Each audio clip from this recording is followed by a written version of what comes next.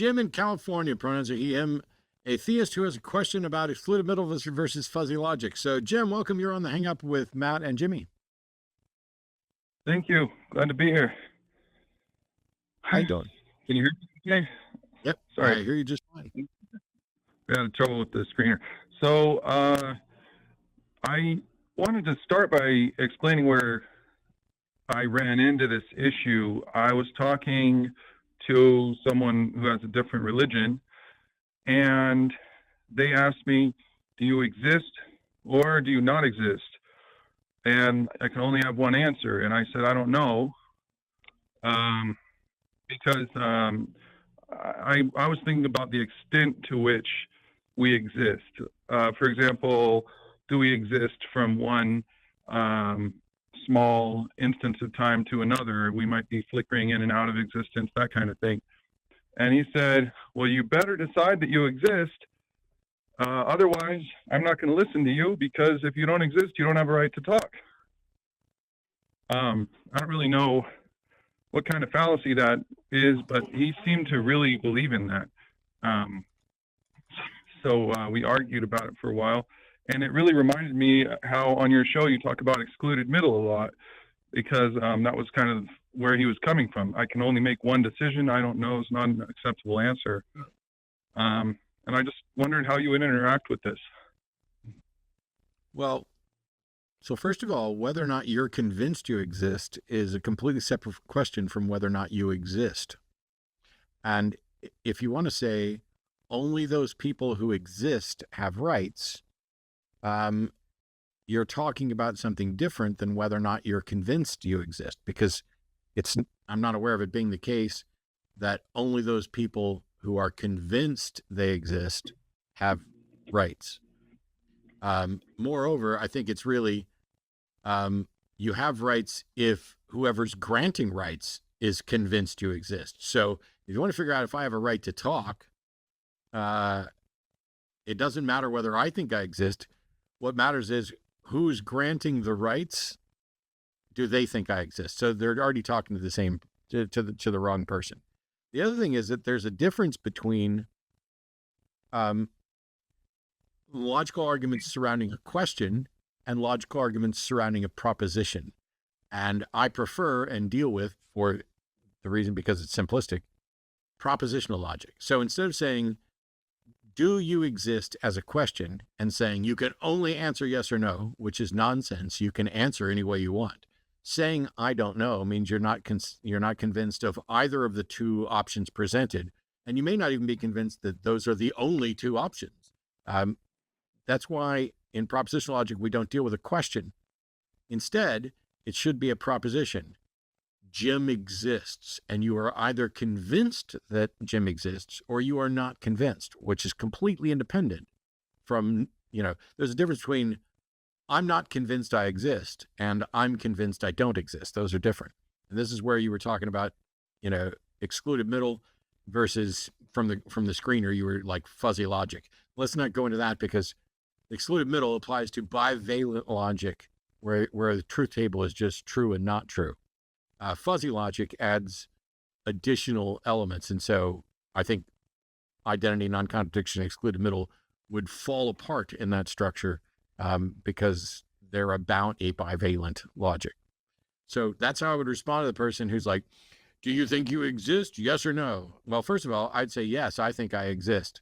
I think that Descartes, for the most part, solved this in any way that makes sense, which is I think, therefore I am. There must be something that is me, even if everything else is an illusion, because there must be a target that's being deceived. And the only thing about that that's problematic was pointed out by, I believe, Hobbes, that it is contingent on the reliability of logic. So my conclusion that I exist is contingent on reason being reasonable. And that's how I would answer the person that went after you. It's sort of strange, though, because you don't find a lot of people, even when they're dealing with, like, the problem with solipsism isn't that, who the fuck is calling me while I'm doing a show? Fuck off. Sorry, Mom. Just kidding. It's definitely not my mom. She never calls. When the solipsism stuff comes up, it's never really about, usually, do you believe you exist? it's more about the fact that you can't prove any external mind exists to yourself than your own, and you can't prove to somebody else that you exist to them. But it's very weird that it took that direction. And I guess I guess I don't even understand what you mean when you say that you aren't sure that you exist, because that would be the only thing that, when you're talking about solipsism, that it runs parallel to what you're saying, because we were having a religious discussion, and my thought was, like, in terms of the God that he was proposing, I don't know whether or not I exist to God, so I don't know if he's outside of the universe and has no way to but that's a interact or even be aware with us. But that's a totally different thing, because then for you to say you do exist would be to accept his God if it's on the terms of his God. And then for him to say you don't have rights on the base of that is just theocratic autocracy. That's nonsense. Just fascism. So yeah, I guess I'm still a little bit, what's your definition of existing? Beyond that, it's just the extent to which we exist. We don't really know, because define exist for me. I'm not trying to fight. I'm just confused on what you're even saying. So what do you mean when you say to exist? Myself personally, I mean, that's the thing, is I'm so confused by the question of existence. I don't know if I'm going to have an afterlife. I don't know if anything I'm doing has any real meaning, or if it's ever going to have an impact. And I'm constantly kind of mulling over that in my head, and I never really come to an answer. So I don't know if there is a good answer, and that's kind of the difference. Maybe you just need to go and look up definitions of exist, because I think you're trying to say you need to come up with some deep existential thing, whereas, like, for me, I'd start with the simplest definition of present. Am I present? I am. Can I say anything about the reality for sure that I appear to be present in? No, but that's not what we're talking about existing. Maybe the easiest way to think of it is like, do my past actions still exist other than in my memory? Like, in the way, do fantasy creatures exist the way I imagine them in my head, other than in my brain? I mean, do they actually exist? And I don't know.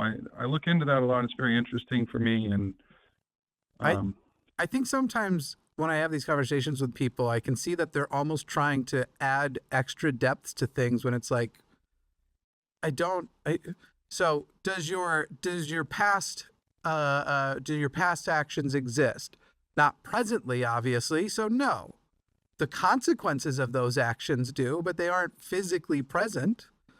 Are you physically present? Yes, you exist. Good enough. I agree with that. I think what I'm trying to say is that I'm not comfortable with creating like a strict definition of existence.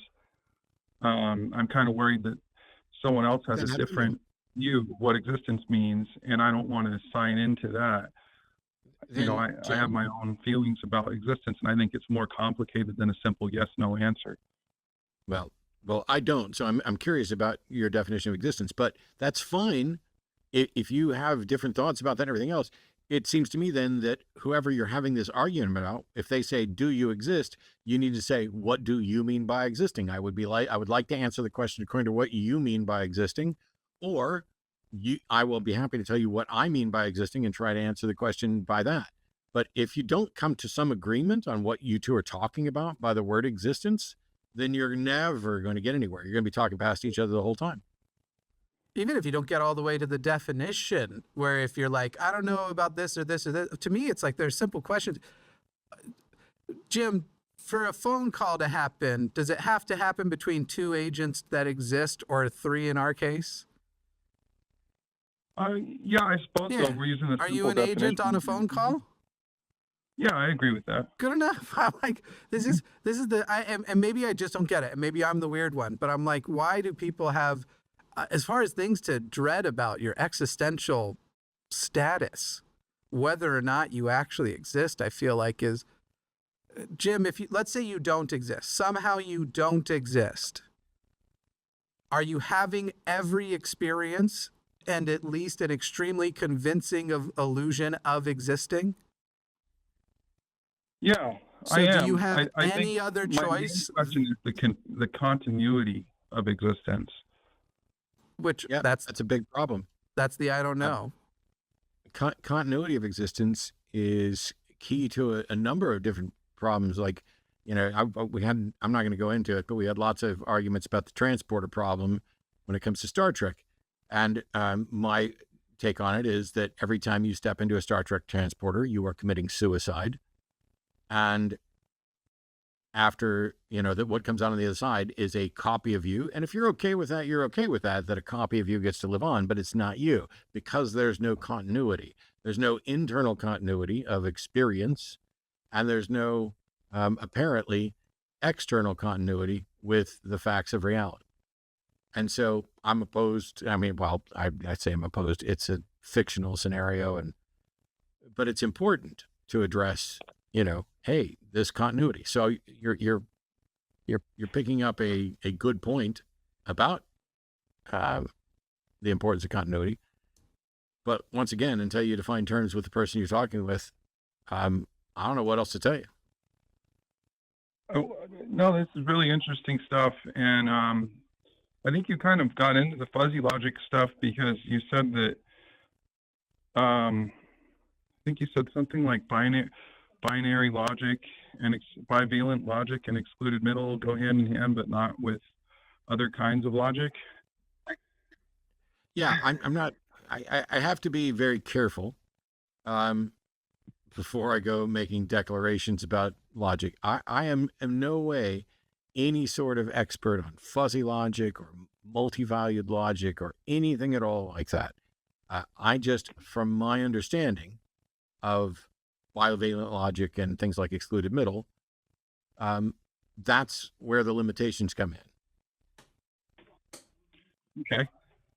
Okay, well, that's really interesting. I didn't really expect that. Yeah, I mean, we were talking about excluded middle in terms of like the Kalam cosmological argument. You probably don't want to get into that, but the basic building blocks of the universe and stuff. And there are so many theories out there. And I just, I don't know. It was really refreshing to hear that from you guys.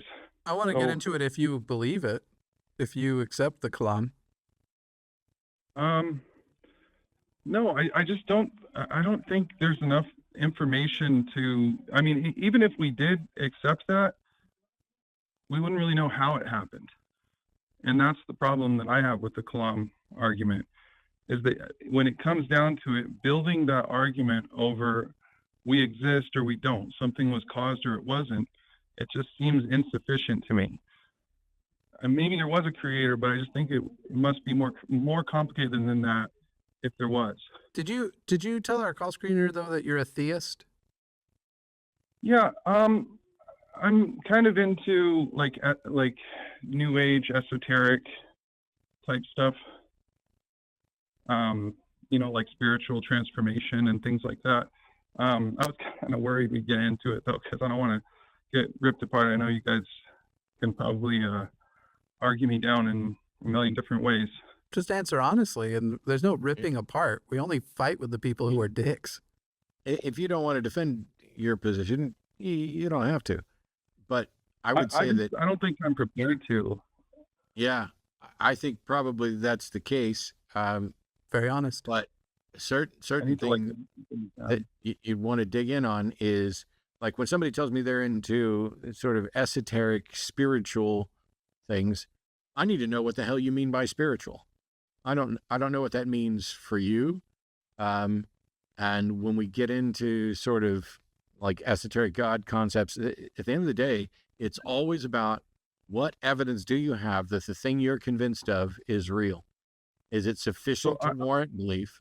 If not, then you're irrational. And if so, then I'll believe it. So I'll go down that road. My idea of spirituality is the idea that the things that I do, my behaviors, can alter reality, essentially. That's not why would you call that spirituality? I'm an As far as I can tell, Well, I'm no. an extant. Hang on. As far as I can tell, I'm a person. Mhm. This is a bottle of Tums, which I'm going to pull one out and enjoy as we continue the rest of this conversation. I think there's incredibly strong evidence that I can grab this Tums, chew it up, and that fundamentally changes something in reality. I find this to be virtually undeniable that I've changed something in reality. Why on earth would we say that that's spiritual? Because I think our definition of reality is different in that you're changing the environment. When I say reality, I mean like all reality. What does that mean? So, like some kind of transcendent experience that I would experience would cause the entirety of the world to change all at once. And my experience from that point forward would always be different. So you can see why I have arguments about continuity with people. But because the I example I like just to gave, believe the example I there just isn't. gave, the example I just gave changes reality and changes my experience forever. I don't know what you mean by changing all of reality and saying that my example isn't like it. What is it that's changing?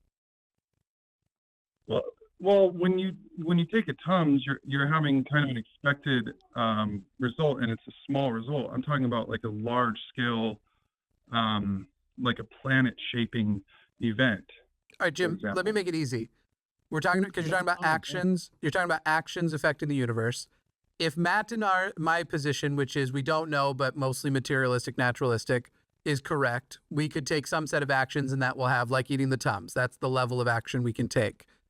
If yours is correct, give me an example of an action that you can take that our worldview would not account for, that would have some larger universal, what the universal outcome was, what your directly just an example of an action that is required for your esoteric spirituality to be true to happen. Okay, I'm not sure if I can check all those check marks because that's a lot to take in. Should have taken notes.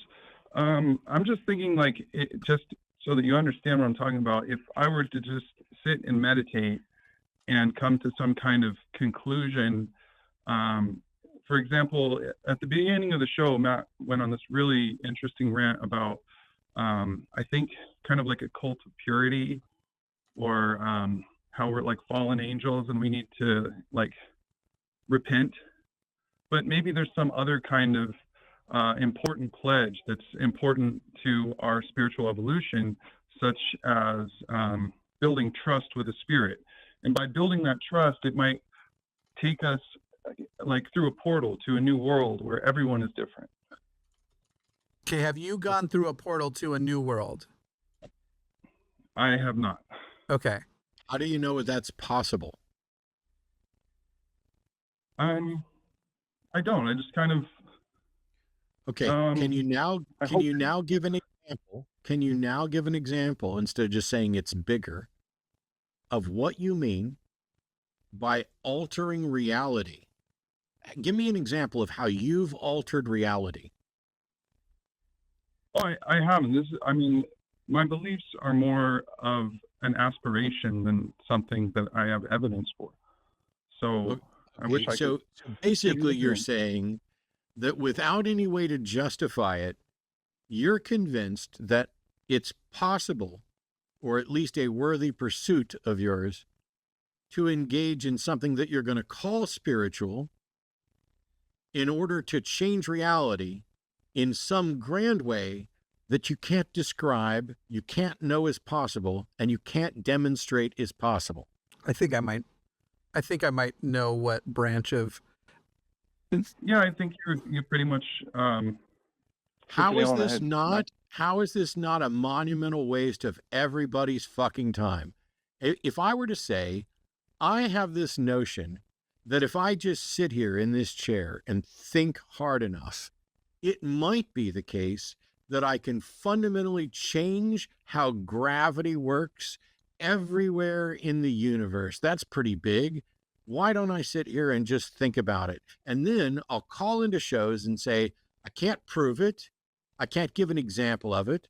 I can't justify it. I can't make any sort of argument as to why anyone should think it's possible when all of the available evidence suggests that it's not possible. Otherwise, we would be having reality shifts all the time.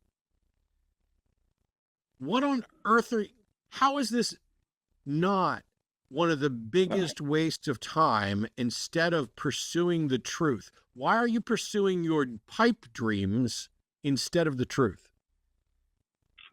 I don't think it's like necessarily a waste of time, like not in so much as like listening to music or reading a nice book. I mean, I don't spend my entire life dedicated to it. It's just something that How much time have you spent? How much time have you spent dedicated to this spiritual evolution pursuit of yours?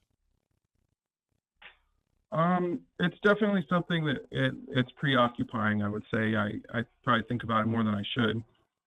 Okay. But, how much progress have you made on spiritual evolution in that time that you've spent? I already know the answer, but probably not. It's zero. Not a whole lot. It has to be zero. I mean, I wouldn't really know. I mean, the way you have that no way. You have no way of no reason to think you've made any progress at all.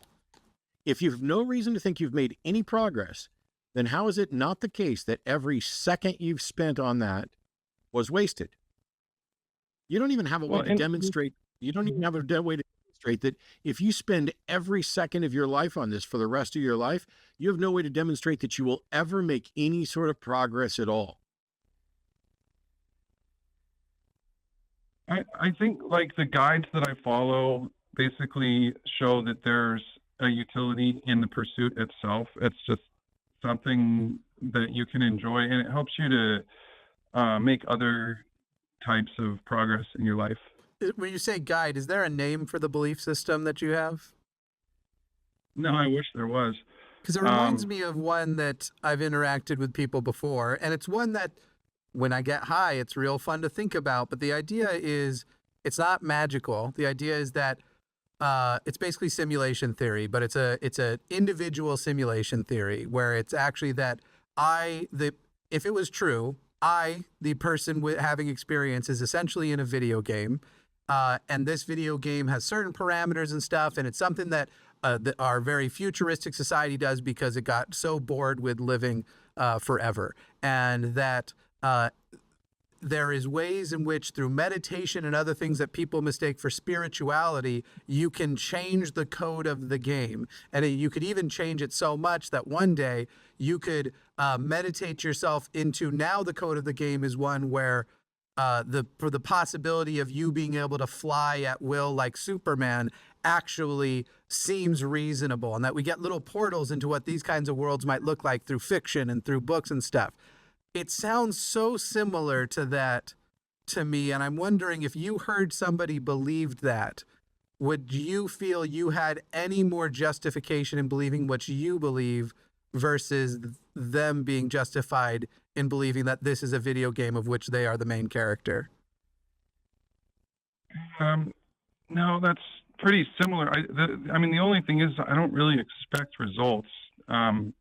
I mean, the thing is like the type of results I expect are like to improve the quality of my dreams, or to go through the day a little less angry, things like that. But fundamentally similar, that you're having some kind of individual playthrough of whatever this reality is, and the highest form of your playthrough of that reality would be some ability to manipulate it, and you might not be able to, but perhaps other people who have played it before have.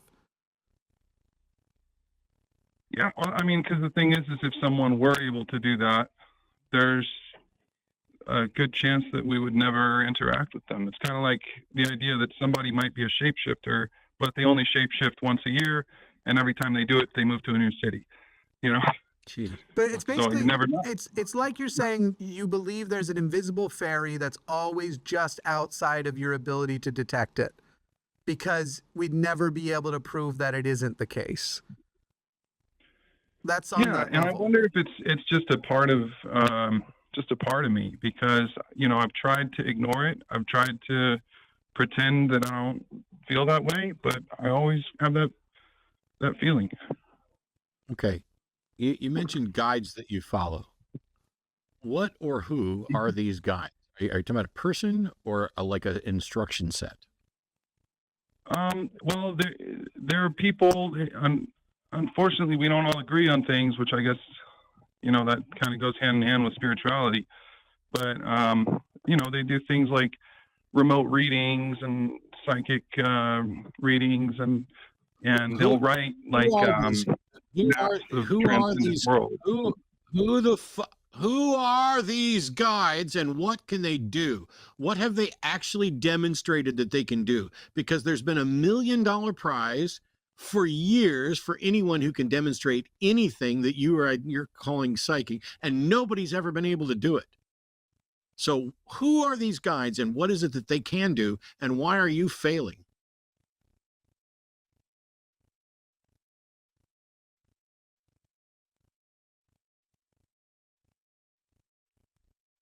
Jim, Hello? did we lose Jim? You might lost you. There we go. We hear you now.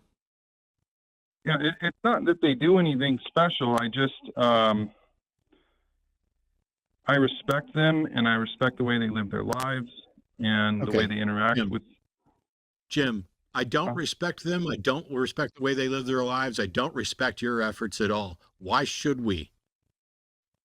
What is it that is respectable about people who demonstrate zero evidence for whatever it is they're thinking, zero efficacy or demonstration of effective results from what they're doing? What is respectable about that?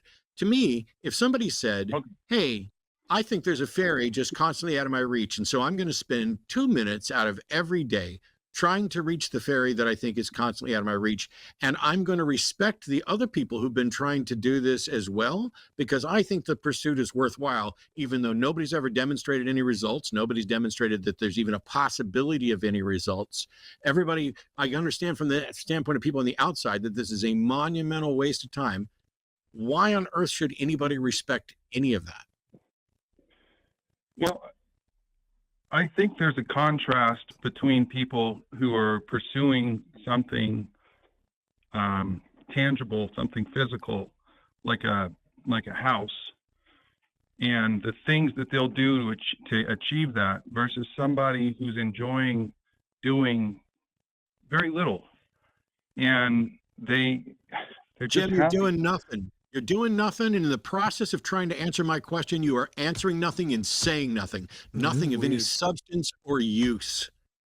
You think there's a difference between people who pursue material things and people who waste their fucking lives on things that have no demonstration of efficacy. Yes, I think there's a difference between those two as well. One of them cares about reality and cares about evidence and wants to do things that are supported by good evidence. And the other one is wasting their fucking time and wants to convince themselves that they're doing something when they're not. Prove me wrong. Okay. Well, but here's the thing, Matt. To achieve something physical, you often have to do something bad, and the means don't justify the ends. And No, I'm muting you. No, sir.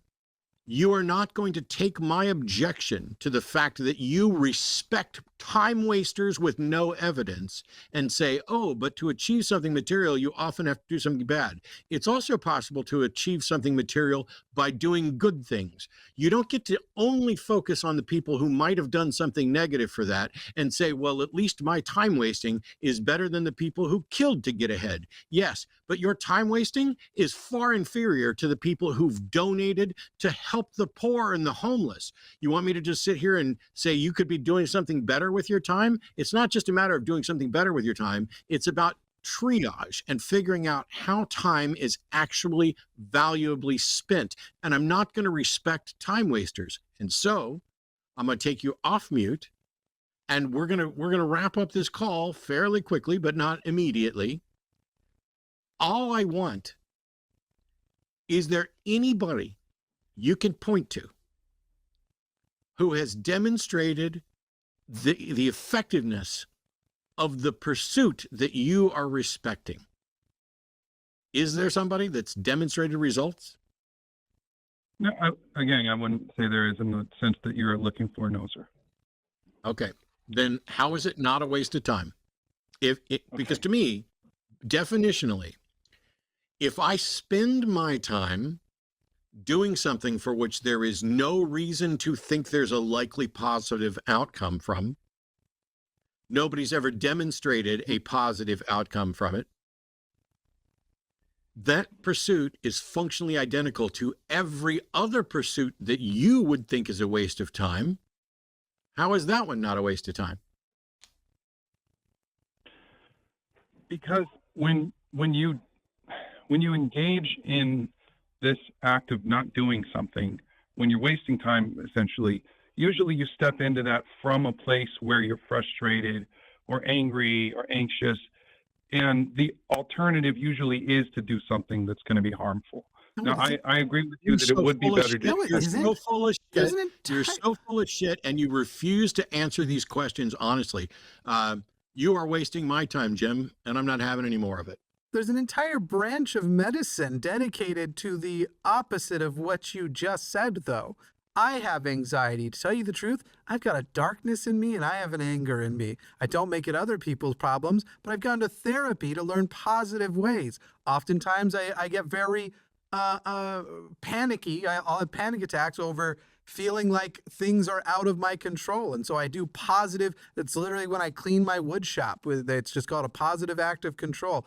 But Jim, you're just asserting these things because you think you have examples.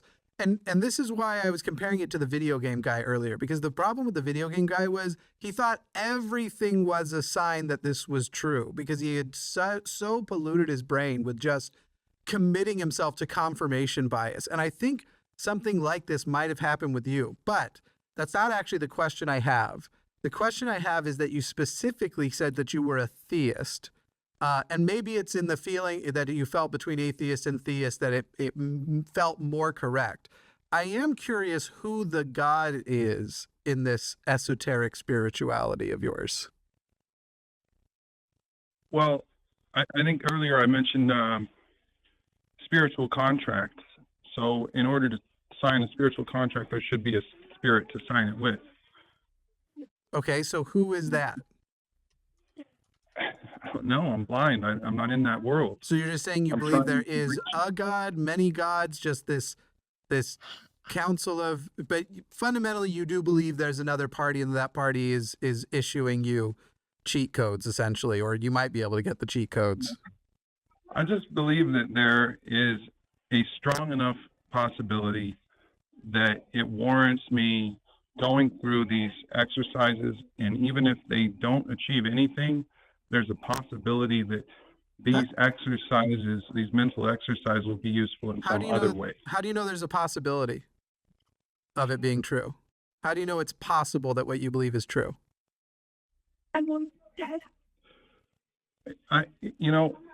All I know is that when I think about these things, it has an effect on my energy or Jim, that's not what I asked. You used the phrase, you believe it's possible, and then a minute ago you said that it's a big enough possibility, which means you have established that it is possible. How did you establish that your belief system is even a candidate explanation, that it is even could be possible? Well, I don't really think there's a candidate explanation for anything in that sense. I mean, Jim, Jim, the spiritual pursuit that you're involved in by thinking, how do you know that it wouldn't be more effective if you rubbed feces over your entire body and masturbated for 4 hours a day? How do you know that wouldn't be more effective at reaching your spiritual contract? I don't know. I'm just not willing to do that. Oh, so you don't give a shit about the truth. You just want to give yourself an excuse for wasting time. Well, okay, does this make sense? So you were talking about a purity cult. Does it make more sense I didn't talk that anything at all about a purity cult. before, like at the beginning of the show, you were At the talking beginning of about, the show, I talked about video games, and then I talked about Christianity and the notion of repentance and what repentance is in Christianity. yeah. So instead of using the notion of repentance, what about using the notion of silence, for example? It's What about using the notion of in a more feces and direction. masturbation? What about So using that? useful. What about using the notion of feces covering you and masturbation? But wait, but honestly, this is even worse, Jim, because I've dated people like you before, where it's like, hey, but by the way, that spiritual thing I believe, you think it's more reasonable than the other stuff, right? That's literally what you're doing right now. No, I don't. I don't think it's more reasonable. I don't think it's more possible. You haven't established it as possible. If you're just talking about, do I want people to have some system where when they think they might want to do something bad to get ahead, some sort of thing stops them from doing that? Yes, of course I want that. Luckily, most people are hardwired with it in their brain. They have mechanisms for empathy, and then we as a society have issued what the rules currently are, and we're trying to improve on that all the time. There are those people who don't, and hopefully they see that the disadvantage of going to prison forever. But of course, people all the time act on poorly and shittily, and I would prefer people to have systems. But to go like, I'd rather it be a good, person. I'd rather it be an astrologer, a person who believes in astrology, than a Christian. I'd rather it be that versus that. No, I'd rather everybody only exist in reality. And since we have lots of examples of secular humanists and other secular moralities that need no bullshit, and I don't have to get high to think that they could be true, I don't see a need for well, at least it's not Christianity. At least it's not as bad as that one. Well, do you ever just get the sense that things are too amazing to... No! What? In this world? Are you kidding me? Every time I get a monicum of happiness, I assume something's going to take it away. I don't know what the fuck you're talking about, Jim. I don't mean... Jim. I just mean too extreme, not necessarily happy. Jim, so you want to make some kind of spiritual contract. You have no way to demonstrate that this is even possible, but let's assume it's possible.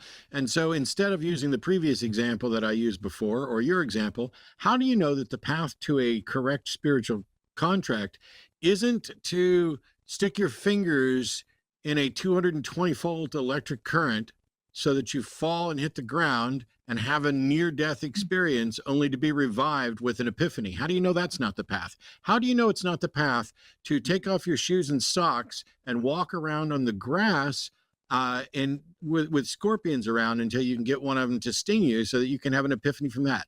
How do you know that it isn't that this path to spiritual contract isn't about wearing a baseball cap at a particular angle and cocking your glasses just so that it skews your perception of reality just a little bit? How do you know any of those are more or less effective than what you're doing? Okay, so now this is more familiar territory. So basically, the idea is that there should be a future for the belief system. There should be it should grow into a community. Do you think that is in any fucking way an answer to the question that I just asked you? I asked you, wow, of the many different competing methods for achieving a goal that you can't prove is real, how do you tell which one is better? And you said there's an idea that there should be a future for the belief system. How is that an answer to my question? I thought I had a stroke and 20 minutes went by and you two were having a different convo. Well, the idea is basically, when you think of the impact you're going to have on the world, how long is your legacy going to last? The longer a positive legacy for you will last, the more likely you are. What? No. What the fuck does legacy have to do with the question that I just fucking asked you? my question, how do you tell the difference between various paths to your spiritual contract? How do you tell which path is more likely to produce a good effect? I would use science for that, I guess. Oh, for fuck's sake. Go away, Jim, Jim. here's my last question for you. Are you afraid of not existing? Yeah. Yeah, I know. All right. See you, Thanks, buddy. man. Thanks, guys. Bye. Later. That's all it is. Literally, like, that's the final piece that came together with your last bit of converse. He's just, and in a way, I get it, and I feel for him. And he did say he's probably not ready to defend it, and that has turned out to be true. He's afraid to die, and he's really cannot let himself. And there may even be people. Forrest, I am doing the show with Matt right now. You're on speaker and the mic is live. Why aren't you calling? Everyone can hear you. The show that I'm doing in a week or so. Oh, okay. Well, just text me because Matt and I are doing a show together. Oh, cool. Hey, everybody that's listening to the line, go buy my mug.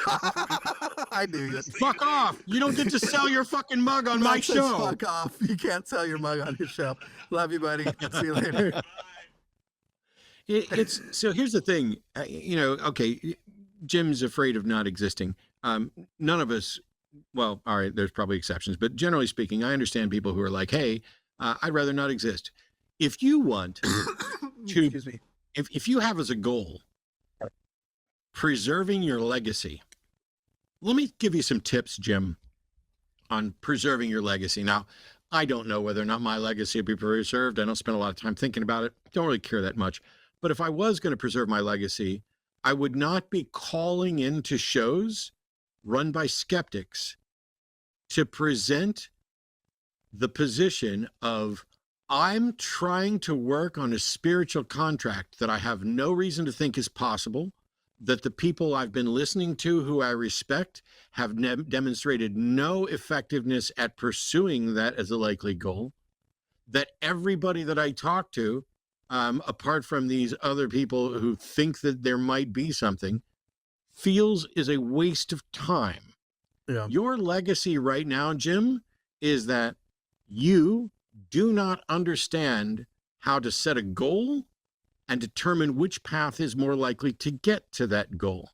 Because you also don't understand how to set a goal that is demonstrably possible. You might as well be saying, I would like for my goal to be to flap my wings and fly to the moon. I don't know if it's possible, but maybe if I sit here and flap long enough, I will find the correct frequency of arm flaps and the correct angle of arm flaps that it will launch me off the ground. And if you're laughing right now, Doug Henning is dead, because instead of seeking actual medical treatment, he got into transcendental meditation. And a magician who was friends with James Randi, one of the most prominent skeptics of the world, sent a letter to James saying he had discovered the secret of levitation. The transcendental meditation crowd had managed to convince a professional magician that he could fucking levitate when he absolutely couldn't. But if you pursue something like that, you will continue to fool yourself. And in the end, you will have wasted your time. Every second that you spent. Now, maybe it's possible for you to fly. Maybe it's possible for you to levitate. But instead of directing your efforts to trying the thing you suspect might work when you have no reason to think it would, set your goal at finding the best method to likely achieve it. Mm-hmm. But you don't care about that. If you don't care, I tried to give you, here's a whole bunch of different methods. Why are you picking this one over another one? It's because somebody you respect picked that one too, and they've been wasting their time, so you're going to waste your time right alongside them. At least you won't be doing something as silly as you picking something on your own. You'll just be copying somebody else. And then you guys will succeed or fail together. That camaraderie of giving you some cover when you spend the rest of your life trying to do something that may not be possible, at least you won't be alone, because there will be a bunch of people who wasted their time just like you did. That must be really comforting. Except now you're stuck in this position, having talked to us, where it won't be comforting. Because as you get to the end of your life and you realize, holy crap, Matt and Jimmy asked me which method would most likely lead to the results. And instead of working out how to figure out which method would likely to lead to results, I just kept doing what other dipshits were doing that wasn't producing any results at all. Yeah. You know what kind of makes me hopeful, though, about that call was early on in the call, we had a conversation about something else. And then before asking him about his theistic belief, or after asking, he said, one, that he probably wasn't prepared to defend it. And two, he also expressed that he was worried it would basically get destroyed. And then he had this moment as we were kind of directing that, well, all right, we'll probably move on. And he kind of went, you know what? All right, let's do it. And I almost wonder, to me, that expressed, I think this call might have been more beneficial to him than the average call usually is to the theists who call, because I think we might have done that. I think we might have destroyed it for him. I'm not saying it's all going to go away tonight, but I think that he is of higher likelihood to take this call and think a whole lot about it and go back and watch it. And yeah, I think that was actually a pretty productive theist call, potentially. Hello, I'm Jimmy Snow, executive producer of The Line, and I only became a woodworker for the puns. That's not important. If you would like to support this channel, you can do so on our Patreon or as a channel member, and you can actually support specific shows and specific hosts in special tiers on those. Check those options out. Also, you can leave a super thanks and get a little highlighted deal. But if all else fails, you can always you can subscribe and leave a comment. Now, here are some suggestions because I don't care about the algorithm. I am the algorithm. Bye.